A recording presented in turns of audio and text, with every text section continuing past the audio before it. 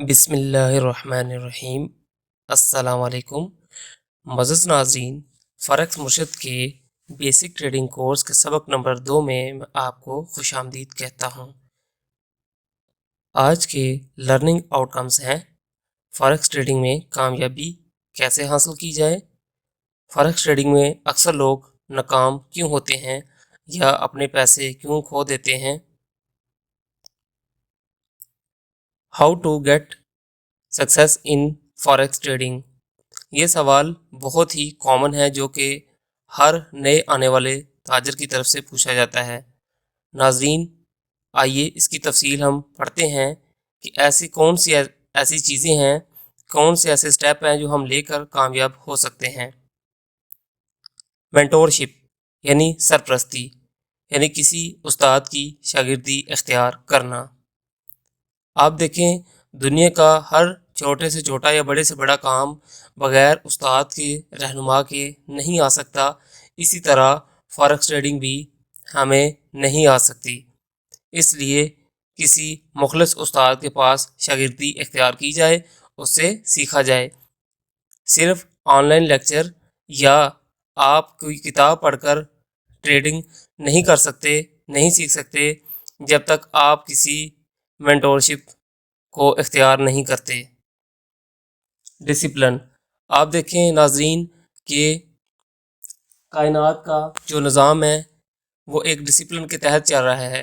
उसके बाद कोई भी मुल्क है या कोई इदारा है या घर का कोई निज़ाम है किसी का, आप देखें कि डिसिप्लिन के तहत चलता है। जिस जगह पे, जिस इदारे में, जिस मुल्क में, जिस जगह भी डिसिप्लिन नहीं होता तो वो तबाह हो जाता है और वो चल नहीं सकता। जैसे कि कायनात का एक निज़ाम है कि सूरज मशरक़ से निकलता है और मगरब में ग़ुरूब हो जाता है, लेकिन जिस दिन मगरब से सूरज निकलेगा तो क़यामत आ जाएगी। तो इसी तरह आपने ये समझ लेना है कि अगर आप फॉरेक्स ट्रेडिंग में डिसिप्लिन को फॉलो नहीं करेंगे तो इसका सीधा सीधा ये मतलब होगा कि आपका अकाउंट वॉश होगा, कि आप नुकसान उठाएंगे। इसलिए दूसरे नंबर पे हमारा जो पॉइंट है वो डिसिप्लिन है और ये बहुत ही कांस्टेंट पॉइंट है। बेसिक एजुकेशन, जिस तरह कोई इमारत बगैर बुनियाद के नहीं खड़ी हो सकती, इस तरह कोई भी जो फील्ड है, खा वो फिनांस की है, इंजीनियरिंग है, मेडिकल है, वो बेसिक एजुकेशन के बगैर नहीं होती। तो लिहाजा बेसिक एजुकेशन आपकी कौन करता है? ये आपका मेंटोर करता है। मेंटोर ही आपको आपका डिसिप्लिन सिखाता है और डिसिप्लिन पे अमल पैरा करवाता है। कंटिन्यूस लर्निंग, आप देखें कि बहुत सारे नए ताजर जब थोड़ा बहुत सीख कर ट्रेडिंग शुरू करते हैं, थोड़े तुक्के लगाकर वो कुछ ना कुछ प्रॉफिट अर्न कर लेते हैं, उसके बाद लर्निंग छोड़ देते हैं। नाजरीन, मैं आपको सजेस्ट करता हूँ कि हफ्ते के 5 दिन आप ट्रेड करें और वीकेंड पे जो 2 दिन आपको मिलते हैं, जो ऑफ होती है ट्रेडिंग पूरी दुनिया में, तो आप उस वक्त लर्निंग कर सकते हैं। ट्रेडिंग प्लान, तजारती मनसूबा बंदी। देखें, कोई भी ज़िंदगी का मैदान हो, ख्वाह वो क्रिकेट का हो या जंग का हो या कोई और मैदान हो या हमारी ट्रेडिंग ही क्यों ना हो, उसमें ट्रेडिंग प्लान बहुत ज़रूरी है कि आपने ट्रेडिंग कब शुरू करनी है, किस मेंटोरशिप किस मेंटोर के साथ करनी है और कितना आपने इसका इल्म हासिल करना है, डेमो अकाउंट प्रैक्टिस आपने कितनी करनी है, फिर किस पेयर पे करनी है और कितने डिपॉजिट से करनी है, कब आपने एंट्री लगानी है, कब एग्जिट करना है, लॉट साइज कितनी रखनी है, कौन सी स्ट्रेटजी होगी, ये सारे आपके प्लान का हिस्सा हैं। यही आपकी जो प्लानिंग अगर ठीक हुई तो आप कामयाब होंगे।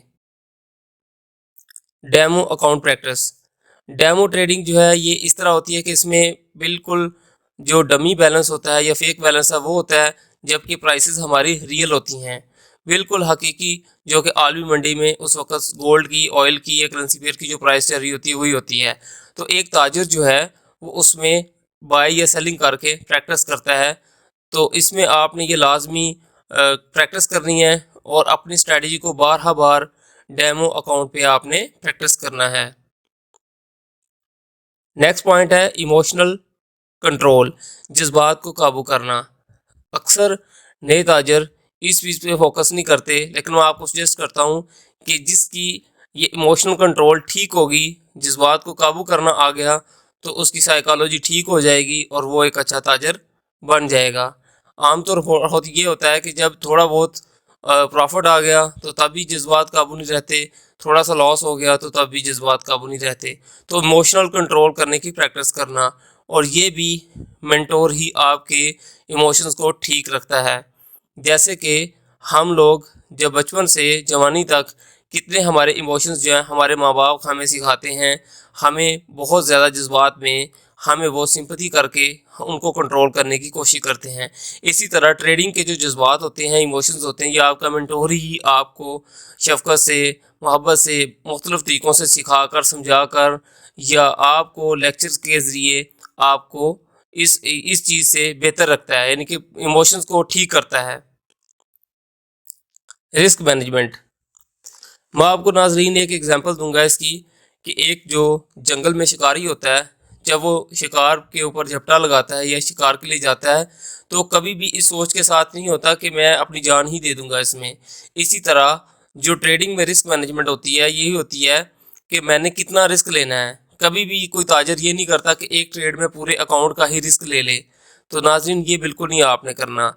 जैसे कि जो कैपिटल होते हैं वो दो कैपिटल होते हैं, एक होता है प्राइम कैपिटल जिससे आपका घर चलता है, आपकी पूरी जो रोज़मर्रा की ज़िंदगी है वो रन करती है, उसको आपने कभी नहीं छेड़ना।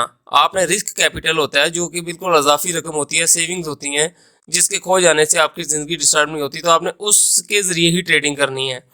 और ट्रेडिंग में रिस्क ये भी होता है कि आपने 95+ जो परसेंटेज होती है प्रोबेबिलिटी की, उस पर ही ट्रेड लेनी है। यानी कि एक पेयर है जिसमें प्रोबेबिलिटी 50-50 है कि पता नहीं ट्रेड प्रॉफिट में जाएगी या नहीं जाएगी, लेकिन दूसरी जानब कोई और पेयर है जो कि अपने किसी की लेवल पे मौजूद है, तो वहाँ पे ट्रेड लेना आपके लिए ज़्यादा प्रॉफिटेबल होता है।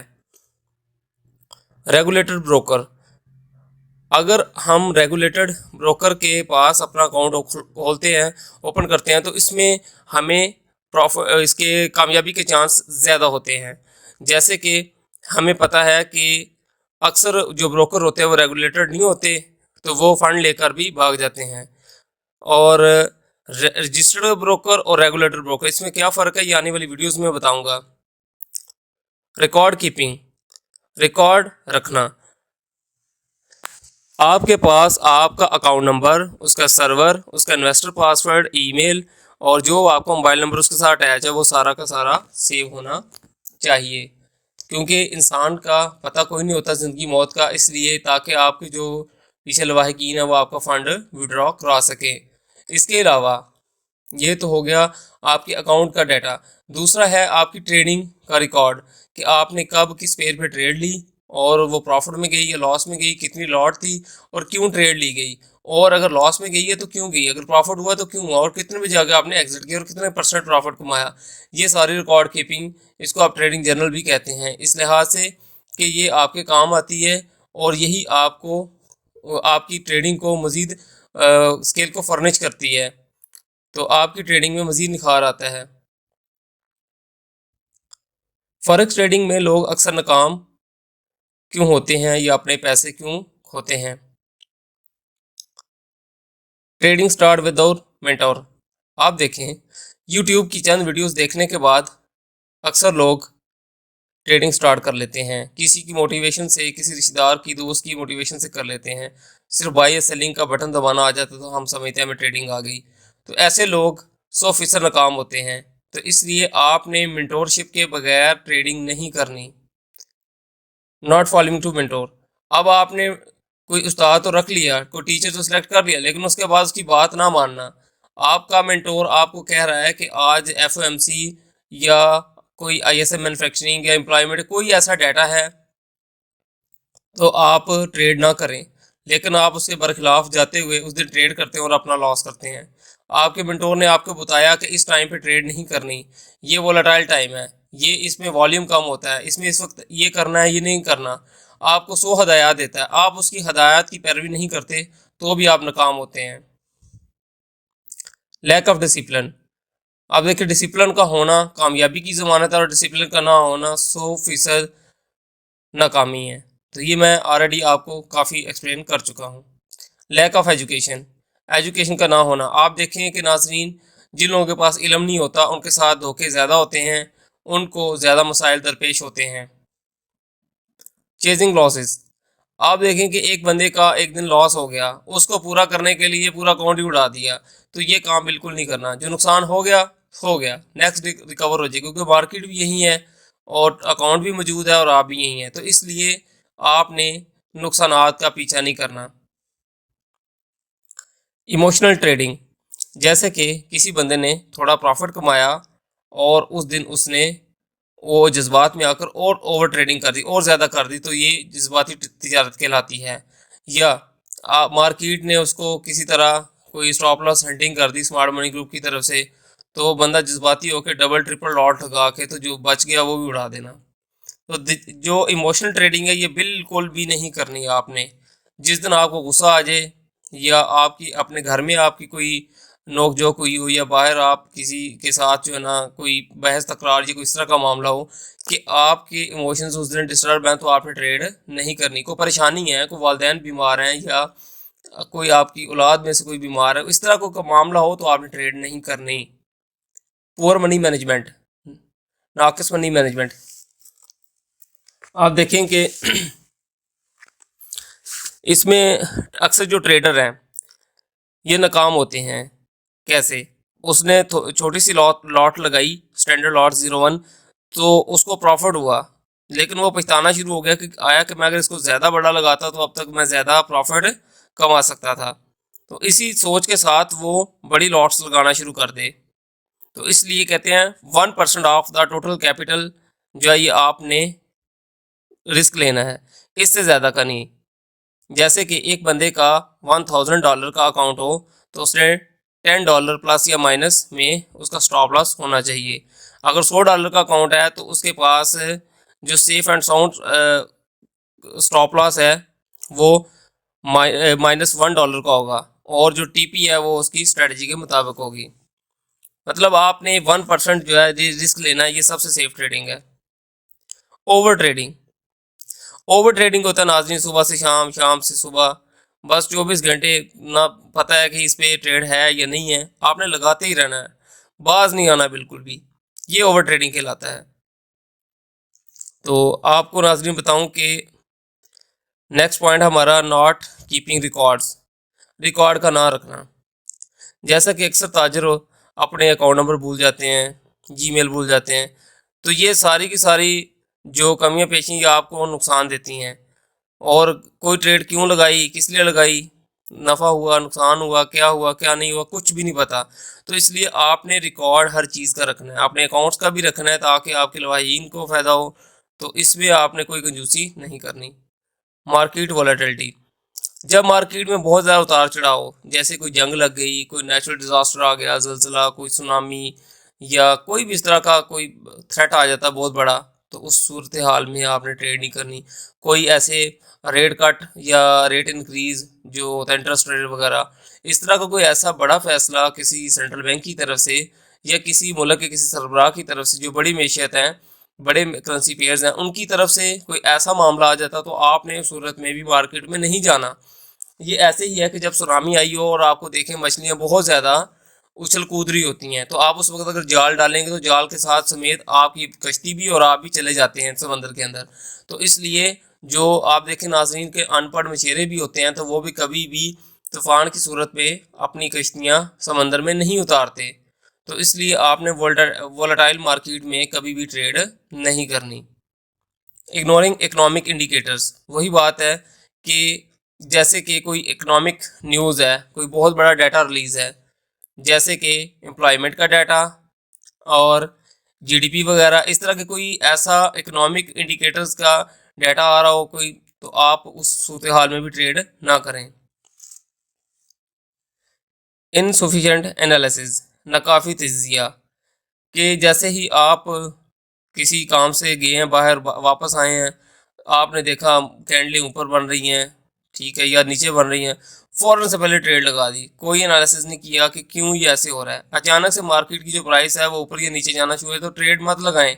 सबसे पहले आप उसका तजिया करें कि आया कि कोई ऐसा इवेंट तो नहीं हुआ दुनिया में कि जो आपके इल्म में नहीं है। तो उस सूरत हाल को देखते हुए आपने प्रॉपर तज्जिया करके, प्रॉपर एनालिसिस करके ही आपने ट्रेड लगानी है। गैर हकीकी तवक्कुआत, अनरियलिस्टिक एक्सपेक्टेशंस। अक्सर नए ताजर इस नीयत के साथ आते हैं कि फॉरेक्स बहुत ही ज़्यादा प्रॉफिटेबल बिजनेस है, तो मैं इसमें बहुत ज़्यादा कमा लूँगा, बहुत ज़्यादा मैं इसमें कमा के अपनी ख्वाहिशात पूरी करूँगा, अच्छा घर बनाऊँगा, गाड़ी लूँगा, दुनिया जहाँ की सैर करूँगा और मैं फ़लाँ ये चीज़ कर लूँगा, बहुत अच्छा मोबाइल ले लूँगा, लैपटॉप ले लूँगा, ये हैवी बाइक ले लूँगा। इस तरह की ख्वाहिशात जब वो लेके आता है और वो नुकसान उठाता है, तो ये गैर हकीकी सोचें हैं नाज़रीन। फॉरेक्स बिज़नेस अगर बहुत ज़्यादा प्रॉफिटेबल है तो बहुत ज़्यादा नुकसानदेह भी है, इसमें रिस्क बहुत ज़्यादा है। तो लिहाजा आप कोई भी ऐसी जो गैर हकीकी सोच है वो ना लेके आएँ कि जैसे कि एक वो कह सकते हैं कि वो पैसे का दरख्त नहीं है ये, नोटों का दरख्त नहीं है कि आपने तोड़ते रहना है। नाज़रीन आज के लिए इतना काफ़ी है। उम्मीद है आपको ये वीडियो पसंद आई होगी।